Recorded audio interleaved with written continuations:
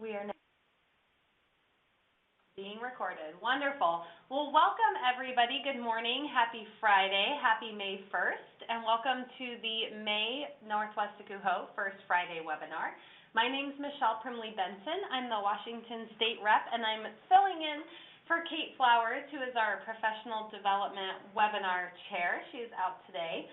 But I am very excited to be here this morning with our friends and colleagues from Oregon State University, who are going to be talking with us about their end-of-the-year move-out process. No checkout needed, adjusting the move-out process at Oregon State University.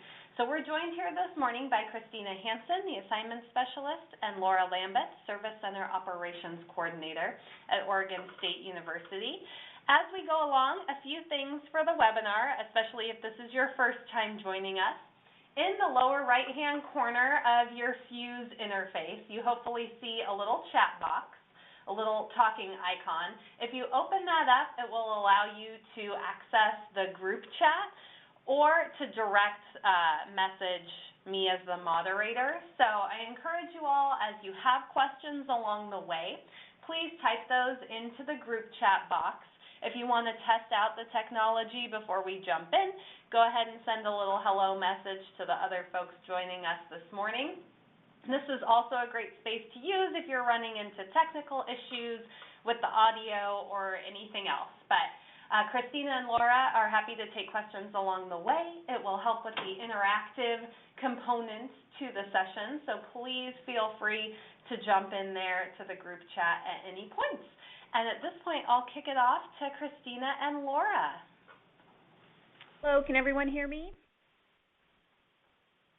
Yes. So my name is Christina, and I am the Administrative Program Specialist here. I've been at OSU for only about a year now, and so last year was my first closing process, and I took a lot from my prior role as an operation manager for homeowners associations of working with lots of people and collaborating and spreadsheets and meetings to be helpful when it came to our closing process. It's definitely an all-hands-on-deck type of process, and we all have to work together to make sure that we give the best customer service and that our students understand the process. Good morning, everyone. My name is Laura Lambeth, and I'm the Service Center Operations Coordinator at Oregon State University. And my role consists of supervising 5 different service centers across campus. It's a little bit different from other campuses in that we have hall front desks in every building, which we'll talk about a little bit later, but we have centralized service centers in each area so that we can receive mail, make sure that our keys and check-in and out processes are all going from a centralized process. And so I supervise about 30 staff at those locations and work really closely with the assignments team. Christina and I both work in operations at University Housing and Dining Services. And so our presentation today, this is not just our work. We have small parts to play in a lot of the move-out process, and the OSU team and the UHDS team, there are a lot of hands that have worked on this, and it's very collaborative. So our view today is going to be more of a broad operational perspective. We are happy to answer specific questions to the best of our knowledge, and if we don't know something, let us find out for you, and maybe after the webinar we can get you in touch with someone who's in your specific area or can answer your specific question so that we can make sure that we're providing good tools for you. We want to make a quick note about this webinar that it is pretty text heavy, and that is because we want to be able to send this out to you and make sure that you have these tools available so that you can reference this later.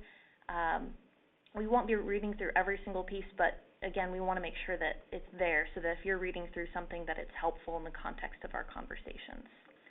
If you do have questions, just let us know as we're speaking. I think Michelle is going to let us know when we have questions coming in so that in case we're talking and miss that your comment is down there, we can answer that in a timely manner. But we're going to cover this list of things on our agenda. We have a little bit about the context of OSU University Housing and Dining Services and the environment that we're in. We're going to talk about the different staff types and roles the different tools that we use for our move-out process, and then our general expectations and outcomes for our move-out. We also want to talk about our timeline and how we built our timeline based on a lot of different factors. And we're also going to be talking about what we call our aftermath. So our billing, our transitions to our conference season, and our summer operations, which are pretty busy for us. We have over 90,000 conference guests staying with us as of last year. So we have quite a bit to prepare for, and this is a really important transition. And finally, we're going to share the feedback that we received from all of our different staff throughout the unit and the department, so that we can kind of see, you can see how we close the loop and what sort of improvements we're making for this upcoming year. So the first thing we're going to discuss is kind of the environment here at OSU and what we provide for our students. And one of the most important things is the contract that the students sign.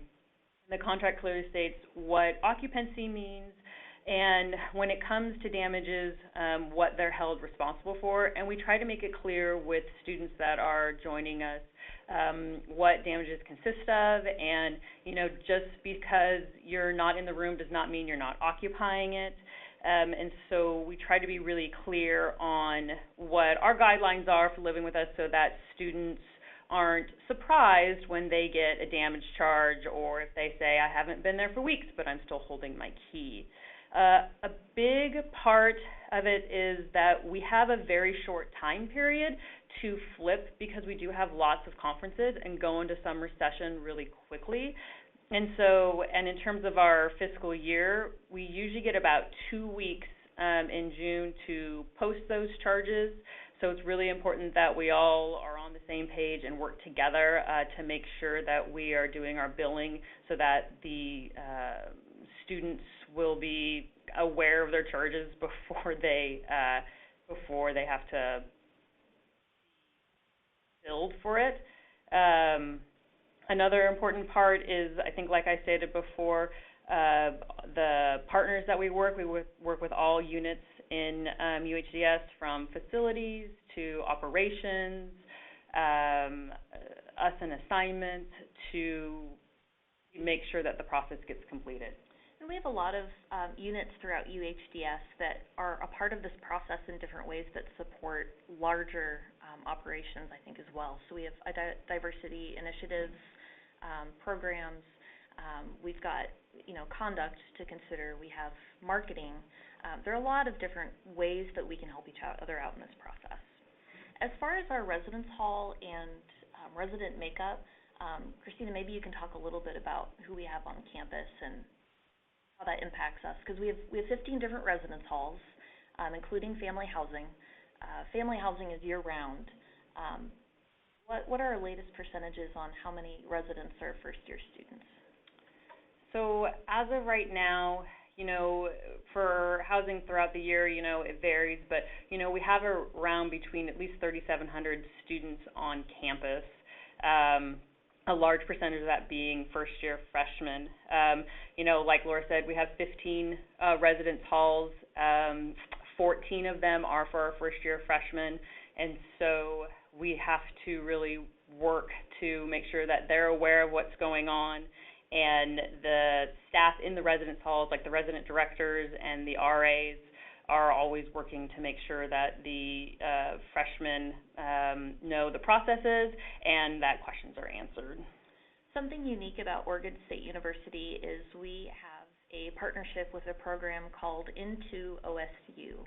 And Into OSU is a program that works with international students and brings them to OSU kind of like as a pathway into OSU. It allows international students to come to OSU not as registered degree-seeking students, but gives them like an experiential sort of term to 3 terms, I believe, where they can work towards being admitted to OSU.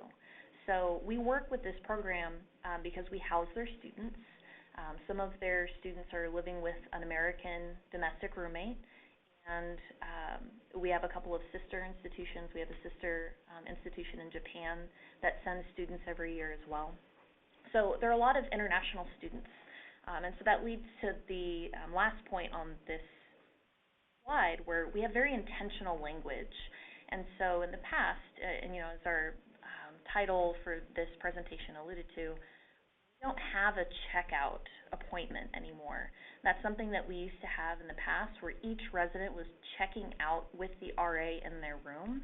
And between the international students that are on campus, the different first-year students, this is only our second year of requiring first-year residency. So the face of our students have changed. And so as we're looking at what the move-out process entails, we have to be very intentional about our language and say, well, if we're not requiring a checkout appointment, then we don't need to call it checkout. Let's call it a move-out, because really that's all they're doing. We'll go into a little bit more details here. And we'll also talk a little bit more on our closing manual, which is on Google Drive, and how we collaborate with our department. So a little bit about our staff types and roles. We have some of the main players as far as our operational side of Move Out. We have residence education, that's our residential education, not residence education, staff. So those are our RAs, our RDs. We have a couple of other live-in staff types. We have assistant RDs, and then all of the supervisors and administrators that are in residential education. Within operations, we have several people that are in what I would call specialized roles. So we have people that work specifically with assignments, service centers, and then we have folks that are working with conferences and scholar housing. And we do have pretty strong connections with the Into OSU program and working with international student arrivals or homestays. And then for facilities, we have a couple of different staff that we work very closely with when we are doing move out that arrange a lot of our work order or work coordination. So there are awesome folks out at the shop that they get work orders or random questions, or they're looking at those pictures of damages that we take at the end of the year, and they're assessing which technician do I assign this to, and they are determining when that work needs to be done. So there's a lot of pieces at play. It's a moving puzzle is what we've called it. So there's quite a bit that goes into this. There are other UHDS units that collaborate with us. I'd say one that we work with pretty frequently and early on is marketing, so making sure that we're getting things out in advance, and then working with our other partners like dining to make sure that some of our logistical issues as far as, where do people eat when they're moving out? When does their meal plan get cut off? If they check out, how much time do they have to go grab one last sandwich, or do they need to grab their sandwich and then check out with us? So a couple of tools that we use that are pretty helpful overall are some shared. The first one is Google Drive. This is something that we get through Oregon State University. Other institutions are able to get a student-only or an institution-affiliated only access to Google Drive. And so we use a folder that contains closing spreadsheets, and we'll show you an example shortly. And that's accessible with any internet connection. So if you're an RA and you're going through and marking damages, you can log into that spreadsheet and make some notes as you're going through. There's no more clipboards, no more paper lists that can be lost or put out of order, no more messy handwriting that you're not sure who wrote this or what that question mark in the notes might really mean. So that's something that can be a really useful tool. And I'm not sure if that's available to all institutions, but that is something to look into.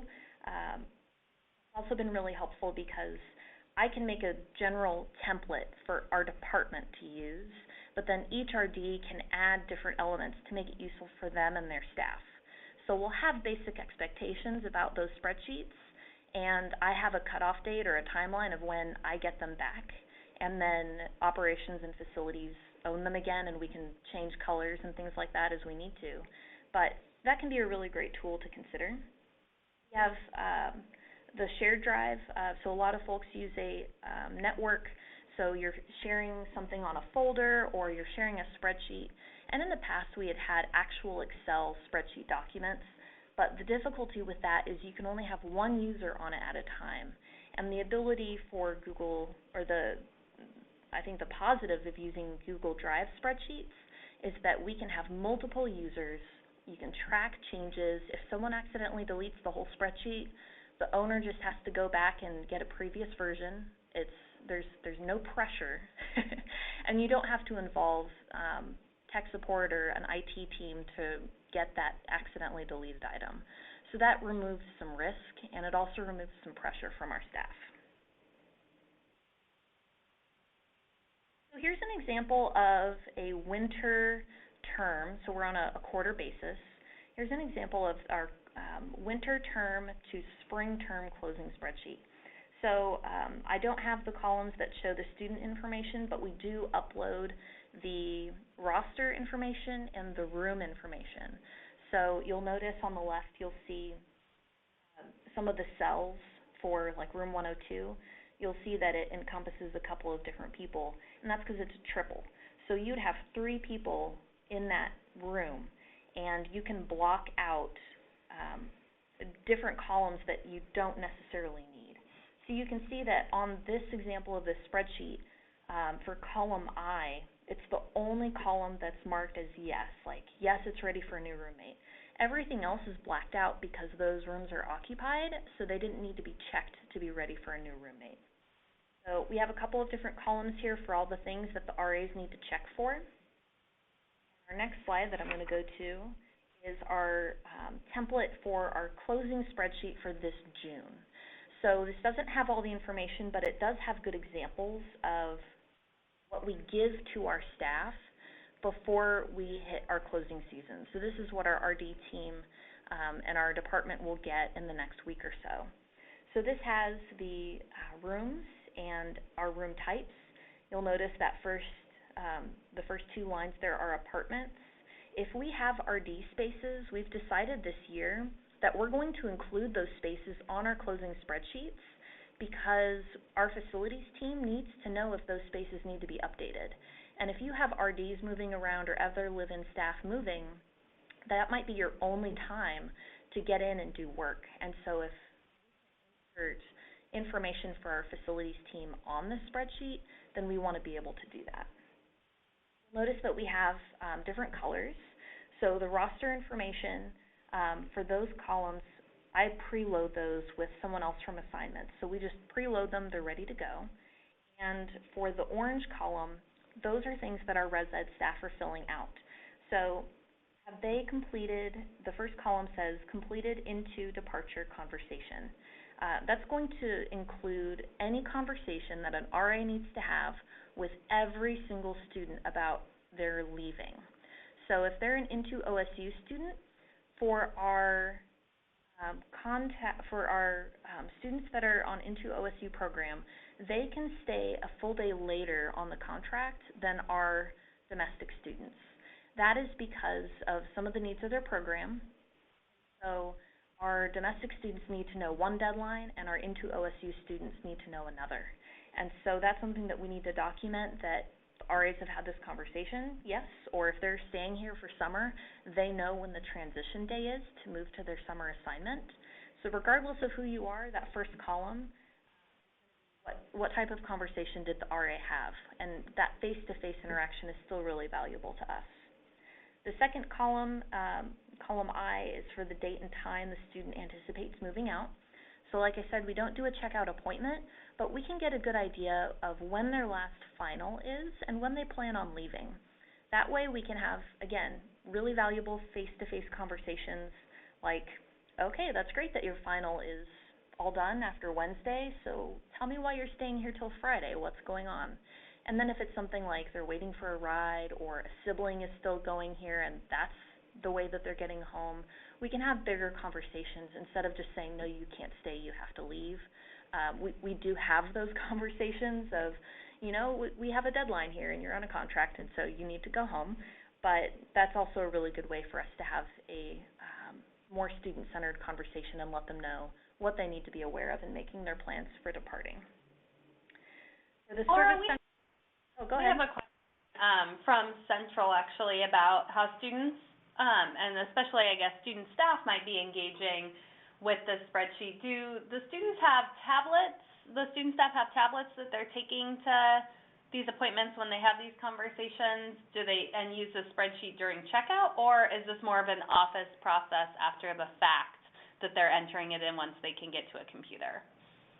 Thanks for your question. This tool is meant to be used before, during, and after our move-out process. So for that orange column of where the RA is having the conversation and what time and day the student is anticipating leaving, the RA can certainly take a tablet or a phone and upload that at that time. I think it's really depending on what the RD is expecting of them. A lot of our student staff may have a floor meeting and just have a paper sign-in sheet and say, hey, sign in for our closing meeting and put the day and time you think that you're going to be going, and then they can upload that when they're next on duty. As far as what iPads or tablets we have, right now we only have one iPad per RD, and so student staff end up using their phones or their tablets, or we use other department tablets or phones or iPads to be able to take them up to the room. And we'll talk a little bit about what process the RAs go through a couple slides later, but that will really explain kind of how we work as a team to do that, and we don't need everyone to have an iPad, because that's just not, like, we're not made out of money. And so if we're only using these iPads for each staff 1 or 2 times a year, that's not really a fiscally responsible choice for us, so we find other workarounds. Michelle, did I answer all the aspects of that question? I think you did. Thank you. And before you jump back in, it was pointed out, and I appreciate this, that the group chat function was not showing up for everybody. So all chat should be available now, so you all should be able to see each other's responses rather than just with the presenters now. Yay. Oh, good. So for the rest of these columns, we have purple for the service center. Like I said earlier, we used to do a system where the RAs would do a checkout appointment. We're not doing that anymore. And so the service center is the staff that will enter a question where they'll take the student's key and say, is your room clean? And we'll actually have pictures of what a clean room looks like for each of our facilities. So the service center will say, does your room look like this? And the student can say yes or no, and we're just going to enter any notes that the student tells us before they leave, like, oh, by the way, my roommate is the one who punched this hole in the wall, or maybe they just say, nope, everything's good, and we'll leave it blank. Something that we're trying this year is if we don't need any information in here, leave it blank. We don't need to fill out every single cell because it can become a little unwieldy. Or you'll see a couple of drop-down menu items that I have available in the spreadsheet. So for the service center, if they're checked out, we're either saying yes, they've checked out on our computer system. So again, it's not a checkout appointment. We've just checked them out on our software to say they're out of their space and we have their key. And we have an option for an improper checkout. So the roommate brings us the resident's key, and they say, oh, they left last night. Well, the student didn't follow the process to move out, which is to turn it into a UHDS staff member, so we can charge them for that improper checkout. Or maybe they just left and didn't take some of their stuff. We can mark that down so that residents' education staff can look at this and say, well, let's go check out that space because they're gone, but it was an improper checkout, so what sort of work might we need to do? For the Res Ed room sweeps column, you'll see that there are a couple of drop-down options. So there's ready for occupancy. It needs custodial work, so it just needs to be cleaned. It needs maintenance, so it's clean but something's broken.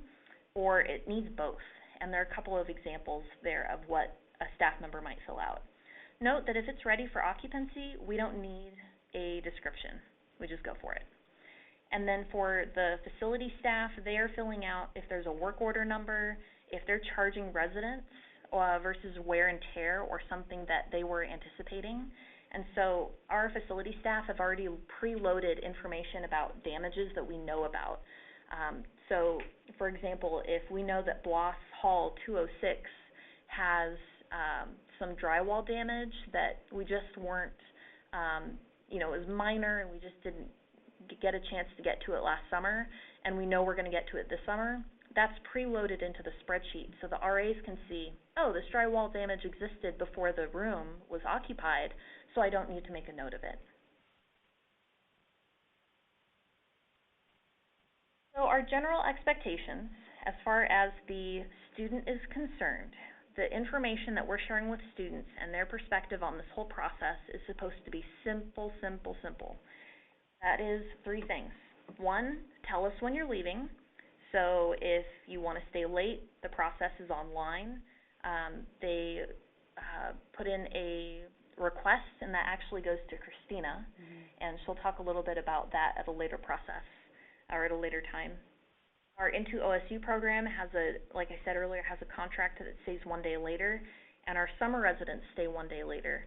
So right now our closing date is for students is going to be June 12th, which is a Friday. And then Into and summer students need to be out, Into students need to be out by Saturday at noon, so on the 13th. And so we have staff staying till 5 p.m. on Sunday. So we're doing different waves of room checks after students have departed, but we're trying really hard not to check a room twice. So the second part that we want students to know about is clean your room. The guidelines are online. We have pictures of what it should look like if it's clean. And we also have cleaning materials at hall desks. And we also want them to remember their bicycle. There are things that are outside of our halls that they tend to forget, and usually it's bikes. And public safety has lots of bike sales that way, but we want to try and remind our students of that. The third piece is turn in your key to the service center. So again, we're kind of the catch-all at the service centers of having that conversation of tell us that your space looks like this and it's clean and ready to go. And is there anything else we should know about your room before we leave? We want them to check their mailbox one last time. That's also a really good point for the service center staff because they can tell students how to forward their mail. We'll forward mail for up to 3 months, and so if the student hasn't done that, they don't have a forwarding address, we return to sender. So it's a good catch-all for us to tell students about what they need to do in order to leave campus well. So we have some general expectations and outcomes when it comes to move out.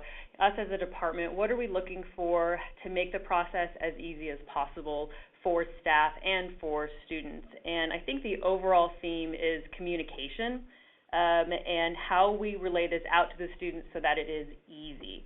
So we try to give out the information to students and staff in advance, as early as we can. I feel like we discuss opening and closing basically all year round to work on any issues or have positive feedback for our staff so that we can make it, as I said, as easy as possible. We want to give the proper tools to the staff in advance.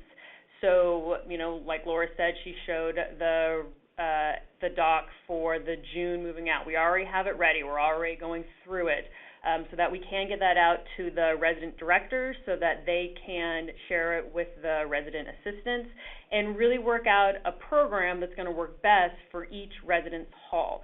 Each hall holds a different amount of students, so in some of our halls we may only have 200, and other of our halls we could have up to 350. So how is that going to work for each resident director and how they can set up a program to make it easy so that they can delegate where one person is going to pull reports and then another person is going to do something else so that we don't have any overlap, which wastes time, and that everyone knows their role when it comes out to the move-out process, because it can get hectic as students are moving out at different times throughout the week.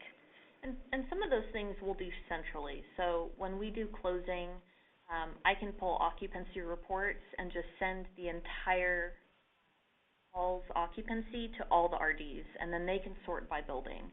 Sometimes that's easier for one person to send out a giant list and each RD narrows it down to what they need or what they want than it is for 20 plus people to go in and all be pulling from the same system and slow it down.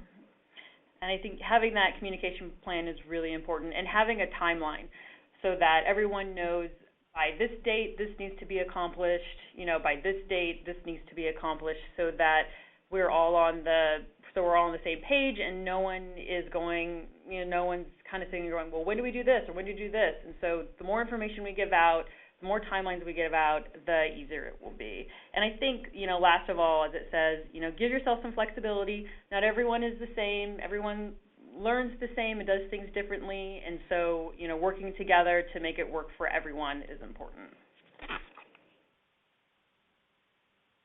So when we talk about our timeline, I mentioned that, we have the mid-June weekend that really has a wave of different move-out times depending on the student type. And so for us, we look at move-out day and say, okay, well, this is move-out day, so let's work backwards and figure out when we need to notify our residents, when do we need to test these spreadsheets out and make sure they work for everyone, or testing other tools, and how are we going to build this process, or what sort of expectations do we have? A lot of us have been working on closing since last closing. We'll talk about the feedback we got, and that's something that we try to draw out and make sure it's written down for the following year. When it comes to billing, you want to work forward. So you have your move-out day, so that's your start, and you have your billing deadline. For us, the end of the fiscal year is on June 30th, since we're on a term school and we are moving out in June. That gives us about 2 weeks. So we have to build our deadline within that 2 weeks to make sure that we're responsible with that. And again, we're prioritizing our summer use buildings. So the staffs that are in our buildings that we use over the summer for summer school or scholar housing or particular conferences that are coming earlier, we want to really examine those late stays. Christina gets those, and if they're in those buildings, they're probably going to be denied, or if there's something going on that really has to, really means that they need to stay here for some reason, do we move them? Is it just for one night? Can we work around that? But for the most part, we're pretty firm. And finally, we want to consider that academic and summer transition. So do you have staff that are summer and academic year? What does that transition look like for them? And for your assignments that you're doing over the summer, for us, that changes based on the room condition. If there's a really awful room that was horribly treated by a resident, we don't want a summer resident to move in there. We want to create a good experience for our students, so we have the ability to move around a little bit within a hall and, make sure that a room goes offline. So this is an example of what we give the RAs to use when they're checking rooms. One of our resident directors created this, and this is a great device to use for students to go in. You can see they can put what building they're in, what room they're in. The ruler works great to see how big a hole may be, and then they take a picture of it and then save it. There's also instructions on what is and isn't as far as damages are concerned. So this is on the back of that same form. And then it gives a list of what items are prohibited, and it gives pictures. So it gives the RA a good overview of what we're looking for, because you can go into a room sometimes and just not know, is the damage, enough, or is it big or small? And so this gives them a really good reference to go in and make good decisions when it comes to taking pictures. So again, for our, checkout process, our slide's a little bit out of order here, but our checkout process is at this link, oregonstate.edu/UHDS/moving-out-UHDS facilities. And so we just have a simple flow chart about what folks need to do. So since this is the end of their contract, then go to the service center and check things in. Now, for the RAs that are using that tool and they're going through and inspecting rooms, this is on June 13th and 14th for us. So hall tends to have their entire staff there. We do try to help other staffs out if they have a lot of graduating seniors, or we have some other sort of staffing issues where we need to help out a smaller building, just try and make the work equitable. But we try to have a couple of groups go through where one person's going through and unlocking the door, having that set of master keys and going through, opening it up. And then 3 to 4 people are going through the room, and they're going through this checklist of things that they need to make sure are good about the room before we say, yes, this is ready for occupancy. So you'll notice that our RAs are doing light cleaning. They're picking up some trash. They're doing some spot cleaning, which is anything they can do in a minute or less. That helps lighten the load with our custodial staff, and a lot of the stuff that's left behind is really an easy pickup. So if that means that heavier duty cleans are done by our specialized staff or our custodians, that's something that mitigates some of the workflow for them. For inspecting rooms, we have a couple of expectations around photo documentation. One is to use that ruler tool we showed you a couple of slides back, and that's really just to provide a good sense of scale so that when we are looking at pictures as they come in, so as an example, some of the operations staff and facility staff are out at the shop and we're on multiple computers and we're looking at those pictures as they come in. We're radioing over to the building staff and saying, hey, I see this picture of a hole in the wall. Can you go back and take it from this angle? Or, you know, the technician will need to know A, B, and C information. Can you please list that out in your description because this isn't thorough enough? That'd be really helpful. That way we can get to all that information before the staff are released. We also have one person who's doing all the data entry on that one iPad. So as I mentioned earlier, you know, we don't have iPads for everybody. So that's a good way for us to use one iPad, have different people entering this information, while a lot of the work that takes time to check all the switch plates and check underneath the beds and furniture can be done by other staff members. Finally, we will lock the room and the RAs follow any other instructions from their RD. Just a couple of other notes. We do expect RAs to work through 5 p.m. on Sunday of closing weekend. If we are all done sooner than that on Sunday, awesome, but the expectation is that staff are going to be here until 5 p.m. We have contracted custodial teams that do quick cleans anyway of the room, so if there's light cleaning that needs to be done, like more than a minute, but it's, you know, it's like you need to sweep, but it's more than that 1 minute time that we want the RAs to spend. Rooms are going to be quick cleaned anyway for our summer operations, so we just leave it. We don't charge the student for the wear and tear or light mess issues. It's really for the more substantial damages or cleanliness issues. We also do the same with like maintenance. If there's scuffs on the wall that can be cleaned or some minor drywall, we don't worry about that. That's going to be something that we touch up anyway. Here is a great example of using the ruler tool. As you can see, the one that has the finger, you know, not everyone's hands are the same, and so it's kind of hard to see how big it is. You have a reference point with the stopper, but as you can look at the ruler tool, it has the name of the building, it has the room, and then it has the ruler, so it gives us a good reference on if it's going to be a chargeable or not, depending on the size of the damage. This is kind of what we're looking for when we do assess damages. You can see some of the smaller things, pinholes, you know, general wear and tear, you know, tacks. It depends on, a lot of the stuff is how many nails are in a wall. If they have an excessive amount of nails in a wall, we may charge them because the time it's going to take us to pull the nails and then paint, and that's something that's discussed in our damage committee. And then as we go through, these are just some pictures of some yeses and nos on what we charge and don't charge for. You see that the ruler with the rip in the mattress is chargeable. It's a pretty big tear. Lots of trash, we charge for that. And we kind of look at how long is it going to take us to clean these rooms and to get these flipped when it comes to charging. So this is a sort of drywall that I think in the past as an RD I would have said, yeah, we're charging you for this, like it's tearing at the drywall or the cardboard or the drywall underneath. But actually that's really easily patched, so we haven't worried about that.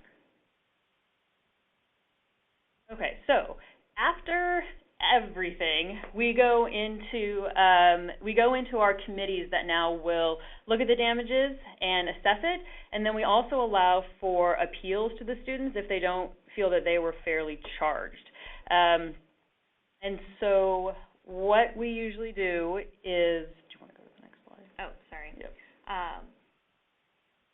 So these are the committees. The damage committee meets on Monday after checks, and like Laura said, our fiscal year ends, and so we have to do this pretty quickly to review all the damages, and then we have to go and assess the charges. It's a committee that consists of multiple departments within UHDS, and we all get together in a room, and we have our rate sheet, we have a big cup of coffee, pictures, the contract, and then we go over each one and say yay or nay on if we should charge or not. And like I said, little dots in the wall, not so much, but again, if you have a room that had 20 nails in it, it takes time to do that, and that's what we base it on. All the charges are split between each of the roommates, and then they get assessed to their bill, and then after it gets assessed, then the student has a right online to go and appeal, and that's where our financial appeals committee comes in. The student has to submit a summary stating why they don't feel they should be charged, and any documentation is very important for them to submit so that the committee has something to reference. And so what will happen is the financials committee will get together. During the year, we meet bi-weekly, but in the summertime, because we do get a lot of appeals because of the damages, we meet every week. And again, it consists of everyone from our department, so operations, facilities, resident director, marketing, dining, so we have a broad range to review the appeals, diversity and initiatives, and then the charges are assessed. We look at pictures, we look at the summary, and then we look at any documentation. Like if a student says, well, my roommate punched that hole, I didn't do it, then we say, well, you need to talk to your roommate about that, and if you can provide proof that that is true, then, we'll take that to the committee and then they'll review it. I'm going to share some of the feedback that we got from our units from last year. So these are the things that we got feedback that went really well. RLT presence on campus, that's our residence life, so leadership team, So the supervisors of the RDs were on the ground, radios in hand, going to different buildings, supporting the RDs. We had some RDs that had a lot of seniors graduating, so they were short-staffed. We had someone fall ill that day, and so their staff were doing everything on their own, so an administrator stepped in. So there are a lot of ways that other staff can support the hall staff, which is fantastic. So that was something that was really appreciated. We had a quicker checkout process. Since we weren't doing the actual checkout appointments, students left really quickly, and it was less of a time crunch for our RA staff. It was less of time crunch on our students, and I think as a result we saw less damages that were usually at a larger extent, like if they're waiting and they just have to go, so they just leave. Since they could leave whenever they wanted, they didn't necessarily have to do an appointment unless they wanted to. Fewer damages, I think, as a whole compared to previous years. Certainly not charging as much as we have in past years. A lot of the things on here, so the ruler tool that was made last year, there's some improvements on it for this year to make it a little bit better. We're always adding new ways to make things better. And a lot of things that that are on this list, like starting to do the inspections on a Friday. We're going to even improve that this year by saying if you're on duty during finals week RAs and there's a vacant room, go ahead and do the inspection of that room so that you don't have to do it over closing weekend. So whatever we can to mitigate the work over that weekend. There are also some things that we got about what can be improved. So things like the tool, there were things like rooms were more dirty because we weren't doing those inspections compared to when there was an RA there to say, hey, you need to get this done. But at the same time, since we changed some of our standards from years past where we're going through and doing a light cleaning anyway, so this isn't as big of a deal to us, there are some ways that we can communicate in the future about what's left in the room, how we handle it, or if you leave your room in a slightly dirty condition, what does that mean? We got a lot of great feedback on what communication can we have. So if there are those that are staying after noon, but only slightly, do they have to be charged that full amount? Or things like, the micro fridge that both residents rented, one just went home and left it to the resident. What can we do to help mitigate that? So we had a lot of great feedback, and overall, this process, we kind of buzzed through a good chunk of this. I think the main takeaway is really, A, how can you simplify this process? And B, how can you have your staff in specialized areas? So if Christina's in assignments, how can she play a role that really is to her strengths and her knowledge and expertise area?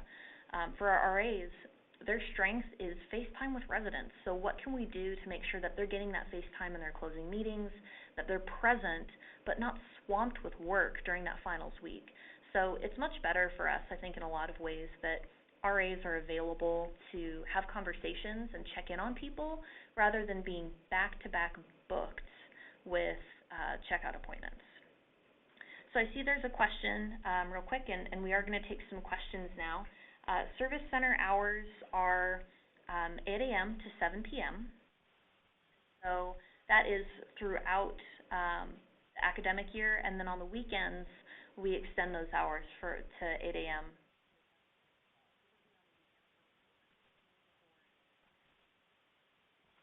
All right, and folks, if you have not been using the group chat yet down in the lower corner, this is a great time to use it for any questions that you have for Christina and Laura.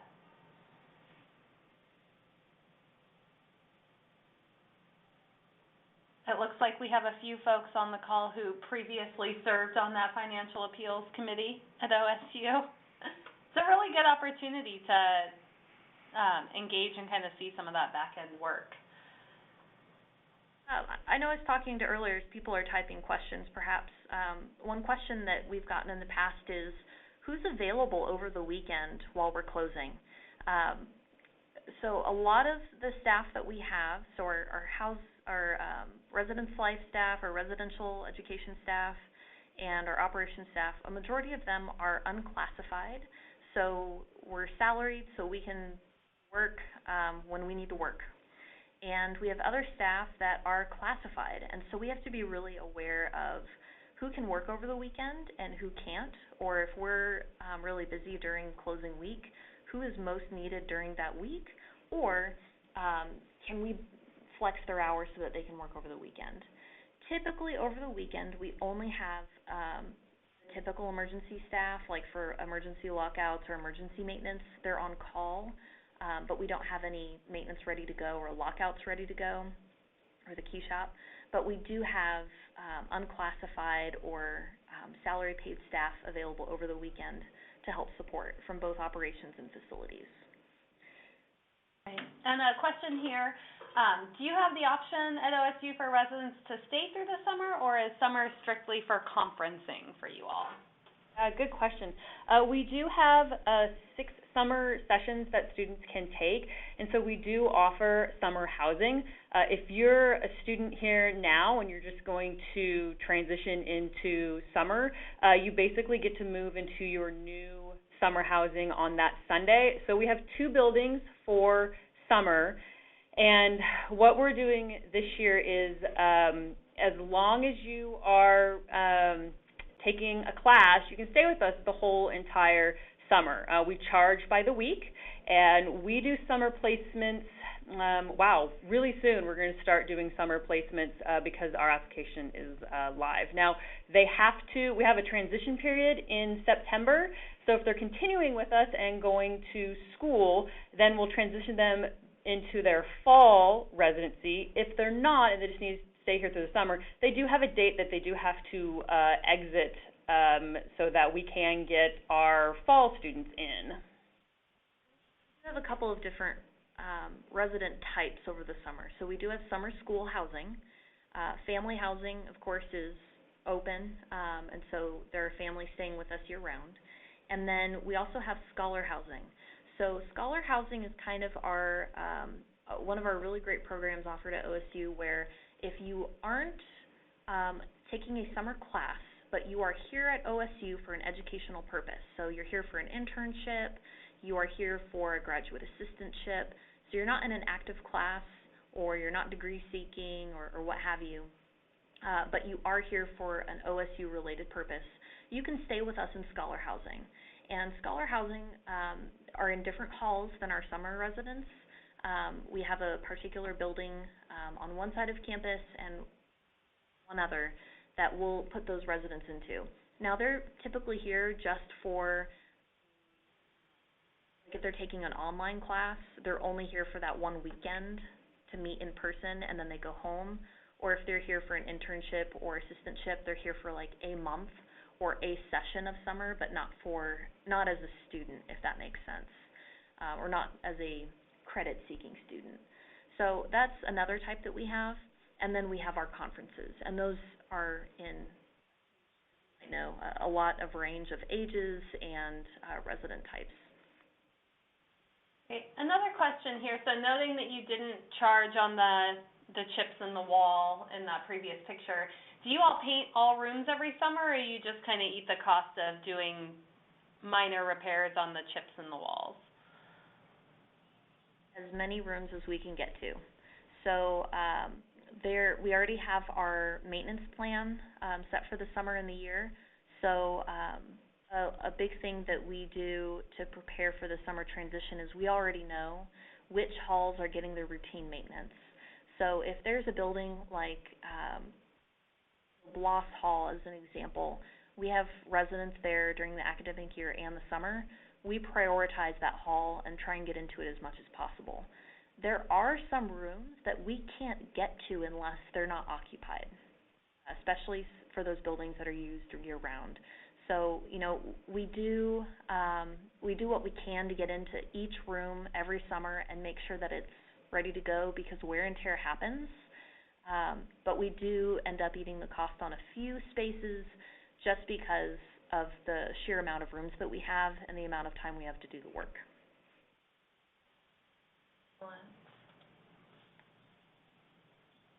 All right, we have time for a few more questions as they come in, so if you have additional questions for Christina and Laura, feel free to type those down below.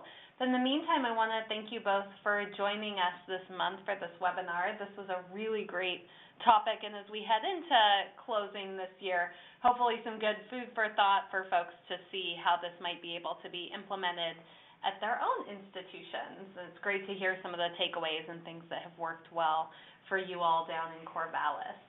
So each month we do these First Friday webinars, and we love to get presenters from around the region. So if you or colleagues are interested in presenting, or you know of a great topic for a First Friday webinar, please visit our website, northwestacooho.org. You can find the professional development section under our committee structure, and you can fill out a form there to either encourage somebody else to present a webinar, or if you have a great idea and some research or best practices that are happening at your institution, then you can submit an application there to present one of our First Friday webinars. So thank you again. Lots of thank yous coming in on the chat. But we look forward to talking with you all as we look toward June's First Friday webinar, and more information about that will be coming soon. So make sure that you check your email and keep up with us on social media. Thanks so much, everybody. Thank you all so much. Thank you.